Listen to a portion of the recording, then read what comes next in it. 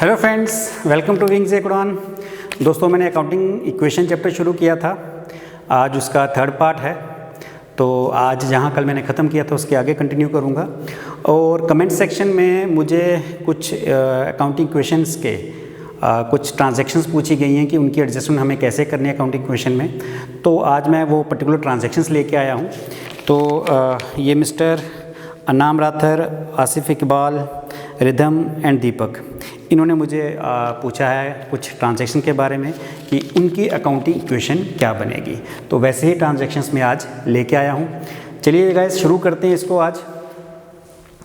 तो दोस्तों, सबसे पहले जो है स्टार्टेड बिजनेस, मैंने बिज़नेस स्टार्ट किया। तो सपोज करो कि मैंने 1 लाख रुपए से बिज़नेस को शुरू किया, 1 लाख रुपए कैश बिज़नेस में लगाया। तो ये मैं आपको पहले भी करा चुका हूँ कि बिज़नेस में कैश आया, एक तो कैश 1 लाख बिज़नेस का इंक्रीज़ हो जाएगा। दूसरा, जितना भी रिसोर्सेज आप लगाते हो बिज़नेस में, वो हमारी क्या बन जाती है, वो हमारी कैपिटल भी बन जाती है। जितना आपका कैश आया किस फॉर्म में आया, कैपिटल की फॉर्म में। तो ये हमारी पहली ट्रांजैक्शन। सेकंड ट्रांजैक्शन दोस्तों, परचेज मशीनरी। मान लो दोस्तों कि मैंने 50,000 की मशीनरी खरीदी। तो एक चीज़, एक एसेट मेरा बढ़ेगा, एक कम हो जाएगा। मेरे पास 50,000 की मशीनरी आई, तो मशीनरी का नीचे में लिख दूंगा 50,000, क्योंकि 50,000 की मशीनरी मेरी इंक्रीज़ हुई। और वो मशीनरी कैसे आई, मैंने पैसा दिया होगा। इट मीन्स पैसा दिया, इसका मतलब मेरा कैश का बैलेंस जो है वो 50,000 कम हो जाएगा कि नहीं। तो अगर आप इसको अब फिर से इक्वेशन में देखो तो 1 लाख में से 50,000 मुझे कम हो गया कैश का, क्योंकि मैंने मशीन खरीद ली। लेकिन उतने की मेरे पास मशीन भी आ गई, यानी मशीन का बैलेंस उतना इंक्रीज़ हो गया। और ये 1 लाख था, ये वैसे ही 1 लाख रहा, इसमें तो कोई चेंज आई नहीं। इसको एज इट इज़ हम रख लेंगे। तो आपकी दोनों साइड्स बराबर, और इसको हम क्या बोलते हैं, न्यू इक्वेशन।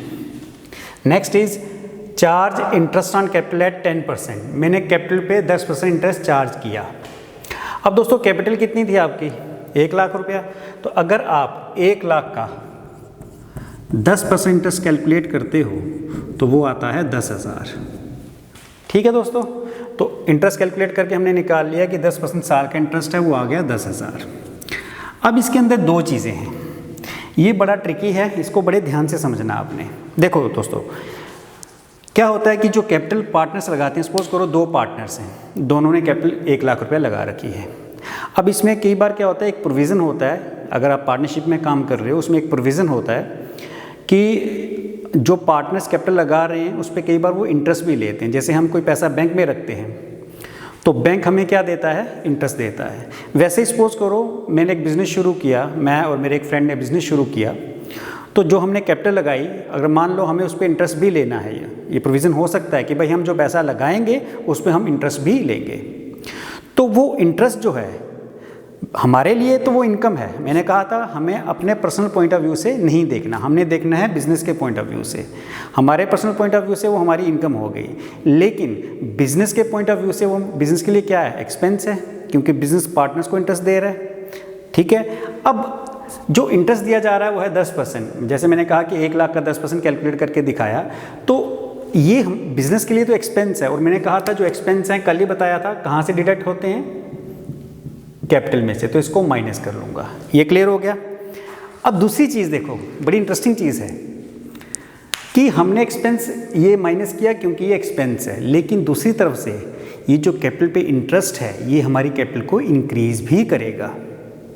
कैसे, एक तरफ तो डिक्रीज़ कर दी कैपिटल 10,000 क्योंकि इंटरेस्ट दिया पार्टनर्स को, दूसरी तरफ से ये कैपिटल को इंक्रीज़ भी करेगा। क्योंकि सिंपल मैं आपको बताता हूँ, 1 लाख रुपया मैंने कैपिटल लगाई, 10,000 मुझे इंटरेस्ट आया, मेरी कुल कैपिटल कितनी हो गई, 1,10,000। एक तरफ कैपिटल डिक्रीज़ क्यों हुई, क्योंकि ये बिज़नेस के लिए एक्सपेंस है तो मैंने माइनस कर दिया। दूसरी तरफ क्योंकि ये कैपिटल को भी इंक्रीज़ कर रहा है तो उसको मैं क्या कर लूँगा, साथ ही साथ इसको प्लस भी कर लूँगा, प्लस 10,000। समझ आ गई क्यों माइनस किया, because it is an expense. और क्यों प्लस किया, क्योंकि नॉर्मली क्या होता है कि जो कैपिटल का इंटरेस्ट है वो कैपिटल में ही रहता है, अनलेस कि अगर अलग से दिया जाए कि पार्टनर्स को इंटरेस्ट कैश में दिया गया, फिर हम ये प्लस नहीं करेंगे। लेकिन अगर ऐसा कुछ नहीं है, सिर्फ कहा है कि इंटरेस्ट कैपिटल पे लगा है, तो माइनस हमने किया because it is an expense. और प्लस क्यों कर रहे हैं, क्योंकि बेशक हमारी कैपिटल कम हो रही है, लेकिन इसकी वजह से हमारी कैपिटल इंक्रीज भी होगी, क्योंकि 10,000 इंटरेस्ट भी आ जाएगा, तो इसका जो इफेक्ट है वो नील हो जाएगा, ज़ीरो हो जाएगा, क्योंकि एक तरफ हमने माइनस किया, एक तरफ प्लस। समझ आ गया आपको? एक और चीज़ है, अगर मान लो ये ऐसा होता कि चार्ज इंटरेस्ट ऑन कैपिटल ₹10,000 कि हमने इन कैश, कि हमने जो कैपिटल पे इंटरेस्ट था वो कैश में दिया, फिर गाइस ऐसा करना था, आपकी कैश 10,000 यहाँ से कम हो जाती, वहाँ से एज एन एक्सपेंस यहाँ से 10,000 कम हो जाता, दोनों से 10,000 यहाँ कम हो गया, 10,000 यहाँ कम हो गया, तो आपकी दोनों साइड्स अल्टीमेटली बराबर आ जाती। लेकिन इन कैश नहीं कहा तो सिंपल इंटरेस्ट ऑन कैपिटल आपने एक बार माइनस कर लेना है, एक बार प्लस कर लेना है। माइनस क्यों किया? क्योंकि ये एक्सपेंस है, और प्लस क्यों किया? क्योंकि वो कैपिटल का इंटरेस्ट आपकी कैपिटल में ही रहेगा जब तक आप पार्टनर्स को उसको दे नहीं देते। दोगे तो फिर वो कैश का बैलेंस को रिड्यूस करेगा। तो ऐसा इसमें कुछ नहीं कहा गया है, कहा है कैपिटल पे इंटरेस्ट चार्ज किया, इसलिए माइनस और प्लस कर देना है। तो चलिए दोस्तों, अब फिर से इसको देख लेते हैं, हमारी न्यू इक्वेशन क्या बन रही है। तो न्यू इक्वेशन हमारी बनेगी, ये तो 50,000 रहेगा, इसमें कोई चेंज नहीं आई, ये भी मशीनरी में कोई चेंज नहीं आई, 50,000 ही रहेगी। और यहाँ पे जब हम देखेंगे एक बार माइनस एक बार प्लस, तो वो लाख रुपए का लाख ही रहेगा। तो ये हमारी क्या बन गई?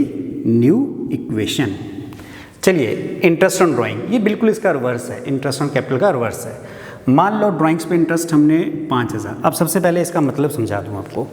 ड्राइंग्स होता है जो पार्टनर ने विड्रॉ किया पैसा पर्सनल यूज़ के लिए। सपोज करो मैंने एक बिज़नेस खोला, मैंने एक बिज़नेस शुरू किया, मैंने कैपिटल लगाई 1 लाख रुपया, तो मेरी कैपिटल हो गई। अब मान लो इसमें से मैंने 10,000 रुपया विड्रॉ कर लिया, तो जो पैसा मैं विड्रॉ करूँगा पर्सनल यूज़ के लिए, उसके लिए मुझे फिर उस बिज़नेस को इंटरेस्ट देना पड़ेगा, चाहे मेरा ही बिज़नेस है लेकिन इंटरेस्ट देना पड़ेगा। जैसे कैपिटल में इंटरेस्ट मैंने लिया, तो ड्राइंग्स जब मैं कर रहा हूँ पर्सनल यूज़ के लिए पैसा निकाल रहा हूँ, मुझे बेनिफिट हो रहा है ना, पर्सनल यूज़ के लिए पैसा निकाला मैंने, बिज़नेस का पैसा यूज़ किया, तो फिर मुझे उस पर इंटरेस्ट देना भी है। तो इंटरेस्ट ऑन ड्राइंग 5,000, मान लो मैंने ड्राइंग्स की और मुझे 5,000 इंटरेस्ट देना पड़ा। तो अगर बिज़नेस के पॉइंट ऑफ व्यू से देखोगे, मेरे पर्सनल पॉइंट ऑफ व्यू से नहीं देखना कभी भी आपने, बिज़नेस के पॉइंट ऑफ व्यू से देखोगे, वो 5,000 बिज़नेस की इनकम है, और इनकम मैंने क्या कहा था? प्लस होती है। लेकिन साथ ही साथ होता ही है दोस्तों, अगर तो मैंने ये कैश में दिया होता तो अलग बात थी, तो मैं अगर वहाँ +5 तो यहाँ पे भी +5 कर लेते, 5,000 अगर कैश में दिया होता, लेकिन नॉर्मली ऐसा होता नहीं है। तो जो ओनर है, जैसे मैं हूँ, मैंने बिज़नेस शुरू किया, मैंने ड्राइंग्स की थी, मैंने 5,000 रुपये इंटरेस्ट जो है वो दिया। अब होता क्या है कि बिज़नेस के लिए वो इनकम है तो प्लस हो जाएगी, लेकिन साथ ही साथ उसको माइनस भी कर देना है। क्यों माइनस कर देना, आप पूछोगे? प्लस भी किया माइनस भी किया, वो इसलिए दोस्तों कि जो भी इंटरेस्ट है, नॉर्मली अगर मैं कैश में नहीं दे रहा हूँ तो मैं उनको ये बोलूँगा कि भाई मेरी जो कैपिटल उसमें से एडजस्ट कर लो। आपने उसी में से प्लस उसी में से माइनस करना है। प्लस किया क्योंकि मैंने इंटरेस्ट देना था, और माइनस क्यों किया? क्योंकि मैं बोल रहा हूँ भाई मेरी कैपिटल में से ही काट लो। तो उन्होंने मेरी कैपिटल में से 5,000 काट लिया जो मैंने इंटरेस्ट देना था, और प्लस कर दिया। क्यों? क्योंकि फॉर बिजनेस के लिए तो वो इनकम बन गई। ये बड़ा ट्रिकी सा है, इसको आपको बड़े ध्यान से समझना है। तो आई होप आपको समझ आ गया क्यों प्लस है। प्लस इसलिए किया क्योंकि बिजनेस के लिए तो वो इनकम है, और माइनस क्यों किया? क्योंकि नॉर्मली ये होता है कि जो ओनर है, जैसे मैं ओनर हूँ, मैंने बिजनेस खोला है, कोई बिजनेस शुरू किया है, मैं कहूँगा भाई मेरी कैपिटल में से ही काट लो। तो कैपिटल में से काटोगे कैसे? माइनस करोगे ना, तो इसलिए माइनस भी कर दिया। तो इंटरेस्ट ऑन कैपिटल और इंटरेस्ट ऑन ड्राइंग बिल्कुल रिवर्स है। एक एज एन एक्सपेंस लेते हैं, इंटरेस्ट ऑन कैपिटल को एज एन एक्सपेंस लेते हैं, और इंटरेस्ट ऑन ड्राइंग को एज एन इनकम। लेकिन जो ट्रीटमेंट है दोनों में सेम है, एक बार एक बार माइनस। ठीक है, चलिए गाइस, अब फिर से इसको देख लेते हैं। अब हमारी न्यू इक्वेशन क्या बन रही है?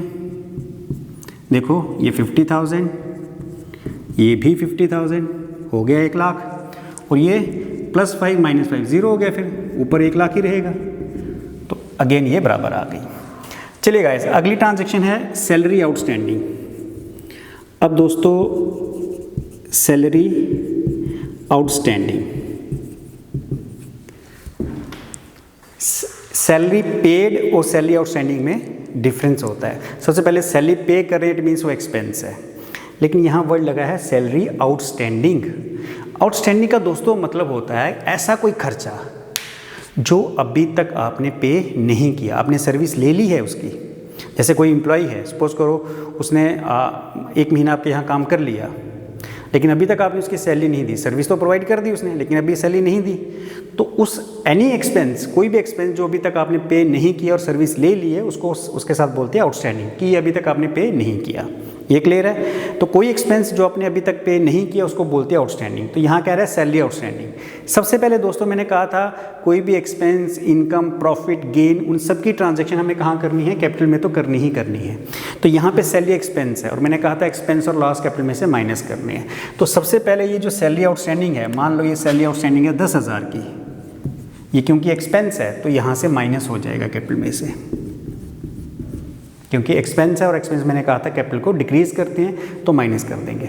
लेकिन दूसरी चीज़ ये कि अगर ये सैलरी मैंने कैश में दी होती है, ध्यान से सुन लेना, अगर ये सैलरी मैंने कैश में दे दी होती तो मैं यहाँ से कैश कम कर लेता, क्योंकि कैश का बैलेंस मेरे पास कम हो जाता। लेकिन मैंने दी नहीं है, अभी आउटस्टैंडिंग है, तो कैश का बैलेंस तो कम नहीं होगा मेरा। तो कोई भी चीज़ अगर आउटस्टैंडिंग है इट मीन्स वो लाइबिलिटी है, क्योंकि आपकी लाइबिलिटी है ना कि आपको वो अब देनी है। सर्विस आपने ले ली है लेकिन अभी तक आपने पेमेंट नहीं की, तो सर्विस ले ली, पेमेंट नहीं की, इट मीन्स वो क्या बन गई, आपकी लाइबिलिटी बन गई, जिसको अपने फ्यूचर में पे करना है। तो जब आपकी लाइबिलिटी है और अब ये इंक्रीज़ हो रही है, डिक्रीज़ हो रही है, लाइबिलिटी इंक्रीज़ हो रही है। देखो पहले आपकी लाइबिलिटीज़ क्या थी, 0, लेकिन अब लाइबिलिटी कितनी हो गई, क्योंकि अपने सैलरी देनी है तो लाइबिलिटी 10,000 हो गई। 0 से 10,000 मतलब इंक्रीज़, तो लाइबिलिटी इंक्रीज़ मतलब प्लस। तो यहाँ पे मैं क्या कर लूँगा, इसको प्लस 10,000। क्लियर है दोस्तों। चलिए दोस्तों अब इसको फिर से इक्वेशन बना लेते हैं, देखते हैं क्या रिजल्ट आ रहा है। ये कैश का बैलेंस में कोई चेंज नहीं आई, सेम ऊपर का सेम, ऊपर वाला ही नीचे ले लिया, इसमें भी कोई चेंज नहीं आई, सेम ले लिया। 1 लाख में से 10,000 माइनस किया तो कितना बच गया दोस्तों, 90,000, और लाइबिलिटी मेरी कितनी इंक्रीज़ हो गई, 10,000। तो देखो आपका फिर से टोटल ये 1 लाख हो गया, 50-50, 1 लाख और 90 प्लस 10,000, 1 लाख बन गई आपकी न्यू इक्वेशन। चलिए प्रीपेड कमीशन, प्रीपेड कमीशन दोस्तों, प्रीपेड का मतलब मान लो 5,000 की प्रीपेड कमीशन है। आउटस्टैंडिंग का बिल्कुल उल्टा है प्रीपेड। कोई भी एक्सपेंस जिसकी सर्विस आप ले चुके हो लेकिन अभी तक पे नहीं किया उसको बोलते हैं आउटस्टैंडिंग, तो वो लाइबिलिटी है। लेकिन दोस्तों कई बार ऐसा होता है कि आप एडवांस में पैसे दे देते हो, तो जब कोई एक्सपेंस, कोई खर्चा आप एडवांस में, अगले साल का खर्चा आपने इसी साल पे कर दिया, तो उसको बोलते हैं प्रीपेड, पहले से पे कर देना। तो आपने कमीशन एडवांस दे दी किसी को तो वो हो गई प्रीपेड कमीशन। अब जब आपने किसी को कमीशन दी इट मीन्स आपका कैश कम हो गया, कमीशन दी है तो 5,000 कैश कम होगा ही ना, तो मैं माइनस कर लूँगा। दूसरी तरफ दोस्तों मैंने आपको क्या कहा था, कोई एक्सपेंस आउटस्टैंडिंग है तो वो लाइबिलिटी है, तो ये उसका उल्टा है। कोई एक्सपेंस प्रीपेड है, पहले से पे किया है, तो वो आपके लिए एसेट है। आपने इस अगले साल की कमीशन इसी साल दे दी, अगले साल की थी, आपने अगले साल देनी थी लेकिन इसी साल दी, तो इस साल के लिए वो आपके लिए वो एक एसेट हो गया, क्योंकि इसका बेनिफिट जो है आपको अगले साल मिलेगा। तो जब भी कोई एक्सपेंस आप पहले से दे देते हो उसको बोलते हैं प्रीपेड, और एनी एक्सपेंस अगर प्रीपेड है तो इट बिकम एन एसेट, तो वो क्या बन जाएगा, एसेट। तो आपने यहाँ से एक अलग एसेट का कॉलम बना लेना है प्रीपेड का। तो प्रीपेड एक्सपेंस में कितने हैं कमीशन, 5,000, तो हमारे एसेट्स ये 5,000 इंक्रीज़ हो गए, क्योंकि इसका बेनिफिट अभी तक आपको नहीं मिला, ये आपने एडवांस दिया है। कोई भी एक्सपेंस अभी तक पे नहीं किया वो लाइबिलिटी है, और जो एक्सपेंस आपने एडवांस दे दिया वो आपके लिए एसेट है। तो चलिए दोस्तों इसका भी टोटल करके देख लेते हैं क्या बन रहा है, न्यू इक्वेशन क्या बन रही है, करते हैं टोटल इसका। 50 में से 5 हमारे कम हो गए क्योंकि हमने कमीशन दे दी एडवांस में, तो हमारे पास बचा 45,000, प्लस हमारे पास मशीनरी 50,000 की है, कोई चेंज नहीं इसमें, प्लस हमारे पास प्रीपेड कमीशन हो गई 5,000 की, इज़ इक्वल टू कैपिटल आपकी वही 90,000 और वही आपकी लाइबिलिटी 10,000। तो आप देखो 45 प्लस 5 50 और 50 1 लाख, 90,000 प्लस 10,000 1 लाख। चलिए जी एक और लिखता हूँ, रिसीव्ड रेंट इन एडवांस, मुझे एडवांस में 10,000 रेंट मिला। अब कोई भी ऐसी इनकम जो आपको एडवांस मिल जाए तो वो आपकी एक तरह से लाइबिलिटी है। इसको मैं अभी क्लियर करता हूँ। सपोज़ करो आपका कोई मैन्युफैक्चरिंग यूनिट है, आपका कोई फैक्ट्री है, सपोज़ करो वहाँ पे मोबाइल्स बन रहे हैं, किसी डीलर से आपको 10,000 मोबाइल का ऑर्डर मिलता है कि उसको 10,000 मोबाइल चाहिए, और कुछ पैसा वो आपको एडवांस दे देता है। उस केस में उसने जो पैसा आपको एडवांस दिया उसको बोलते हैं received in advance, income received in advance. अब एडवांस इनकम है, अभी तक जो आपने ऑर्डर उसने दिया हुआ है, अभी तक आपने वो ऑर्डर भी पूरा नहीं किया है। जब तक पूरा नहीं करते हो, मान लो आपने कहा कि 10,000 मोबाइल्स आप अगले ईयर में दोगे, तो जब तक आप उसको देते नहीं हो वो आपकी इनकम इन एडवांस है। तो इनकम एडवांस हमारे लिए क्या है, मान लो पहले 10,000 हमें आया, एक तो हमारे पास कैश आया 10,000 रुपये का, ठीक है दोस्तों, कैश आ गया। अब अगर मैंने कहा कि कोई चीज़ आपको एडवांस में मिला है, कोई इनकम आपको एडवांस में मिली है, तो वो जो एडवांस आपको मिला है वो आपके लिए एक लायबिलिटी है। क्यों लायबिलिटी है? क्योंकि अभी आपने उसको वो सर्विस देनी है जिसके लिए आपको एडवांस मिला है। जैसे मैंने कहा कि मुझे मोबाइल्स का ऑर्डर मिला, किसी कंपनी ने मुझे मोबाइल्स का ऑर्डर दिया कि आपको 10,000 मोबाइल हमें देने हैं, और मैंने उसे 2 महीने का या 3 महीने का टाइम ले लिया। तो जितनी देर तक मैं उसको वो ऑर्डर पूरा नहीं करता, उसको मोबाइल नहीं देता, तब तक वो मेरे लिए क्या रहेगी, एज ए लायबिलिटी। तो हमारी लायबिलिटी कितनी इंक्रीज़ हुई, हमने एडवांस लिया था 10,000, तो हमारी लायबिलिटी कितनी की थी, 10,000 की, कि हमने जो 10,000 के मोबाइल देने हैं वो हमारे लिए एक लायबिलिटी है जो हमें पे करनी है। तो चलिए दोस्तों, अब इसकी बना लेते हैं न्यू इक्वेशन। 45 + 10 कितना हो गया, 55,000। क्योंकि हमें कैश आया तो कैश बैलेंस हमारा इंक्रीज़ हुआ, मशीनरी में कोई चेंज नहीं, 50,000, और प्रीपेड एक्सपेंस हमारे 5,000 इज इक्वल टू, यहाँ पे आ जाओ, टोटल कितना है 90,000 प्लस 10,000 की पहले लायबिलिटी थी, 10,000 की और आ गई, कुल लायबिलिटी हो गई 20,000। अब आप इसका टोटल करो, 1,10,000 आ गया, 90,000 प्लस 20,000। अब इसका करो 55 और 5 60, 60 प्लस 50 1,10,000। आई होप दोस्तों ये आपको समझ आ गया होगा। आप चाहो तो इसका एक स्क्रीनशॉट ले सकते हो। चलिए दोस्तों, अब एक और ट्रांजैक्शन है, मैं वो भी आपको करवाता हूँ। आपके पास बैलेंस देख लीजिए कितना बचा था, इसी के आगे कंटिन्यू करेंगे। न्यू इक्वेशन आई थी आपकी, कैश 55,000 था, आपके पास मशीनरी 50,000 की थी, आपके पास प्रीपेड एक्सपेंस थे 5,000 के, आपके पास कैपिटल थी 90,000 की, और आपके पास लायबिलिटीज़ थी 20,000 की। ये आपके पास था। अब इसको मैं यहाँ से आगे से कंटिन्यू करूँगा। अच्छा दोस्तों, एक और ट्रांजैक्शन लिखता हूँ मैं। एक और ट्रांजैक्शन देखो, मैं कहता हूँ कि चार्ज डेप्रिसिएशन ऑन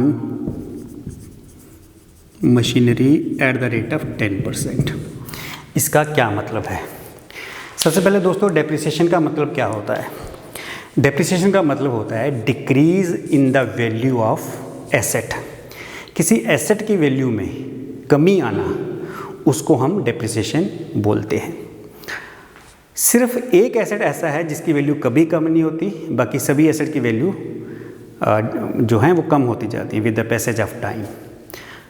वो एसेट कौन सा है जिसकी वैल्यू कभी कम नहीं होती? उस एसेट का नाम है लैंड, ज़मीन। इसकी वैल्यू कभी कम नहीं होती। बाकी हर एसेट की वैल्यू जो है टाइम के साथ जैसे जैसे हम एसेट को यूज़ करते हैं कम होती जाती है।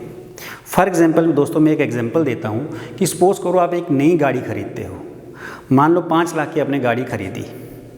अब 1 साल के बाद अगर आप उसको बेचोगे तो क्या आपको 5 लाख रुपया मिलेगा? उसमें नहीं मिलेगा। सपोज़ करो 1 साल के बाद आपको उसका मिला 4.5 लाख, 4,50,000 आपको मिला। तो 5 लाख से कम होके कितना हो गया? 4,50,000। कितनी वैल्यू कम हुई? 50,000। तो वो जो वैल्यू कम हुई उसको हम क्या बोलते हैं? डेप्रिसिएशन बोलते हैं। ये पूरा एक चैप्टर है, हम पढ़ेंगे इसमें आगे।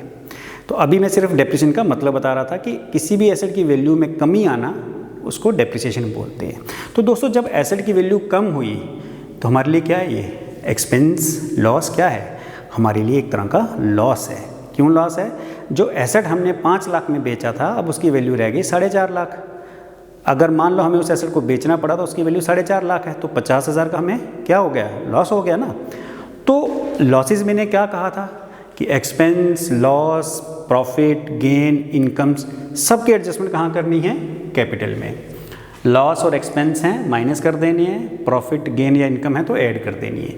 तो यहाँ पे मशीनरी की वैल्यू कितनी कम हुई? 10%। 10% किसका लेना है? जो मशीन की वैल्यू है। तो मशीन की वैल्यू कितनी है? 50,000। अगर दोस्तों मैं इसका 10% कैलकुलेट करता हूँ वो आता है 5,000। तो हम ये कहते हैं, हमने ये कहा कि मशीन की वैल्यू 5,000 कम हो गई। ठीक है, तो हमारे लिए क्या है दोस्तों? ये एक्सपेंस है।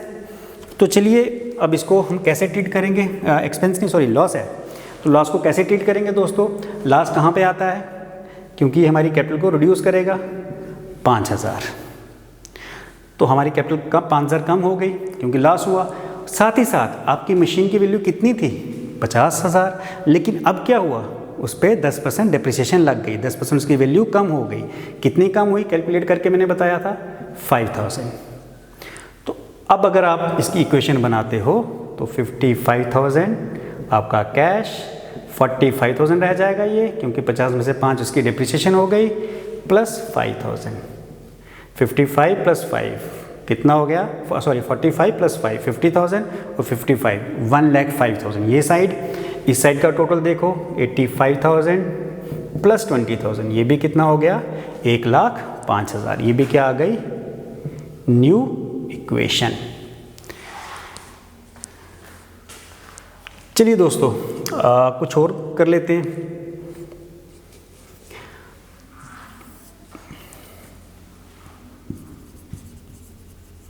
Machinery costing 45,000 was sold for 40,000।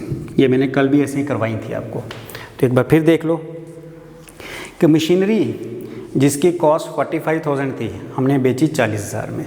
तो दोस्तों जब भी हम कोई सेल की बात करेंगे उसमें मैंने कल ही कहा था कि पहले हम कैलकुलेट कर लेंगे उसमें हमें प्रॉफिट हुआ या लॉस। तो देखो इसमें कैलकुलेट करके देखते हैं। मशीन की कॉस्ट हमारे पास 45,000 की थी, हमें वो मशीनरी 45,000 की पड़ी थी, लेकिन हमने बेची 40,000 में। अब कोई चीज़ मैं 45,000 की खरीद के 40,000 में बेचूंगा तो इट मीन्स मुझे लॉस ही हुआ। तो अब लॉस निकाल लो, 45 की चीज़ थी 40 में बेची तो 5,000 का लॉस है। तो दोस्तों लॉस मैंने क्या कहा था? अगेन कैपिटल में से माइनस होगा, कर लिया मैंने माइनस। ठीक है, अच्छा अब दूसरी चीज़ हमने बेची कितने में? 40,000 में। तो आपके पास कैश कितना आएगा? कैश आपको उतना ही आएगा जितनी की आप चीज़ बेचोगे, वो चाहे प्रॉफिट पे बेचो चाहे लॉस पे बेचो, कैश उतना ही आएगा जितनी की चीज़ बेची। कितने की बेची? 40,000। तो कैश मेरा इंक्रीज़ हो जाएगा 40,000। ये भी हो गया।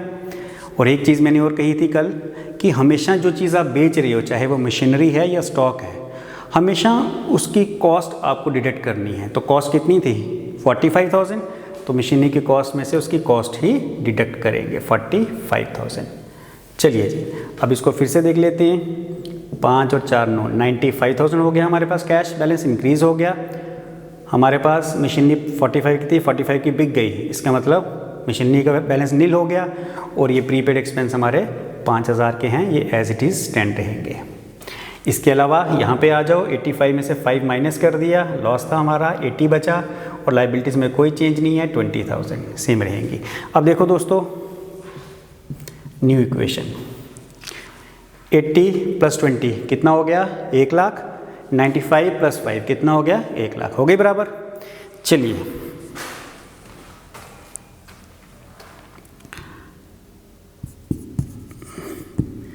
पेड टू क्रेडिटर 10,000, मैंने क्रेडिटर को 10,000 रुपया दिया। अब दोस्तों क्रेडिटर आपको मैंने कल भी बताया था, क्रेडिटर हमारे लिए लाइबिलिटी है। तो किसी का हमने 10,000 रुपया देना था, वो अब हमने दे दिया। तो दोस्तों जब हम किसी को पेमेंट करेंगे तो हमारा सबसे पहले जो इफेक्ट आएगा कैश बैलेंस पे आएगा, क्योंकि वो डिक्रीज़ हो जाएगा। तो देखिए अब हमने किसी को 10,000 रुपया, कोई क्रेडिटर था जिसको हमने पैसा देना था, 10,000 हमने उसको दे दिया, तो हमारा कैश बैलेंस 10,000 कम हो गया। लेकिन दोस्तों जिसको हमने पैसा दिया वो कौन है? वो है क्रेडिटर। क्रेडिटर क्या है? एक लाइबिलिटी। अगर 10,000 मैंने किसी को पैसा दे दिया, मेरी लाइबिलिटी क्या हो जाएगी? उतनी मेरी लाइबिलिटी भी कम हो जाएगी, क्योंकि मैंने 10,000 रुपया दे दिया। तो मैं यहाँ क्या कर लूँगा? माइनस 10,000। लाइबिलिटीज़ मेरी 20,000 थी, इसमें से 10,000 मैंने दे दिया, तो जितना मेरा कैश कम हुआ उतनी ही मेरी लाइबिलिटी भी कम हो जाएगी। तो अगर आप फिर से न्यू इक्वेशन बनाओगे तो क्या बनेगी 95 माइनस 10 85,000 प्लस ये तो नील ही है बैलेंस और ये 5,000। यहाँ पे 80,000 सेम ही रहेगा। 20 में से 10 माइनस किया तो अब कितना बचा 10,000। 80 प्लस 10 90, 85 प्लस 5 90। चलिए दोस्तों एक और लिख लेते हैं ट्रांजैक्शन। अच्छा, sold goods on credit for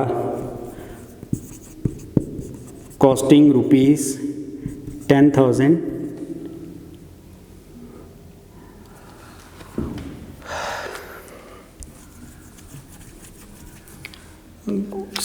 चलिए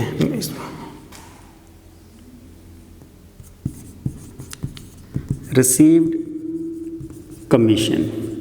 दोस्तों पहले एंट्री मैंने इसलिए कैंसिल की क्योंकि यहाँ पे गुड्स बेचने की बात कर रहा था और गुड्स हमारे पास है नहीं यहाँ पे, तो चलिए इसकी जगह मैंने लिख दी रिसीव कमीशन। अब मुझे कमीशन आई, सबसे पहले कमीशन रिसीव कर रहा हूँ, इट मीन्स कि वो इनकम है। और कैसे रिसीव कर रहा हूँ 10,000 मेरे पास कैश आ रहा है, तो दोस्तों यहाँ पे 10,000 रुपया कैश इंक्रीज़ हो जाएगा क्योंकि मुझे कमीशन आ रही है in the form of cash. और साथ ही साथ क्योंकि ये इनकम है तो मैंने अभी बताया था एक्सपेंस, इनकम, लॉसेस, इन सब की ट्रीटमेंट हमें कैपिटल में करनी है, तो उतनी ही मेरी कैपिटल भी इंक्रीज़ हो जाएगी।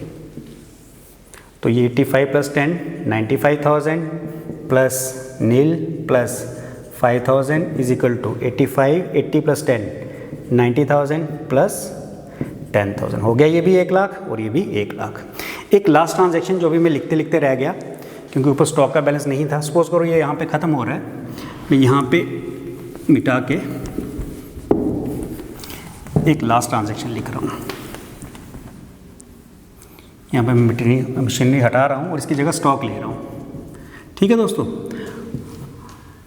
अब मान लो हमारे पास ये न्यू क्वेश्चन, मैं अज्यूम कर रहा हूँ कि मेरे पास अब 1 लाख रुपए का कैश है, मेरे पास 50,000 का स्टॉक है, प्रीपेड एक्सपेंस सपोज करो नील है, ये मेरे पास पहले से बैलेंस पड़े हुए हैं। तो 1 लाख सपोज करो कैपिटल मेरी 1 लाख है या 1,20,000 कैपिटल है और लाइबिलिटीज़ 30,000 है। सपोज करो ये बैलेंस दोस्तों पहले से पड़ा हुआ है 1,20,000 प्लस 30,000। सपोज करो ये बैलेंस पहले से पड़ा हुआ है।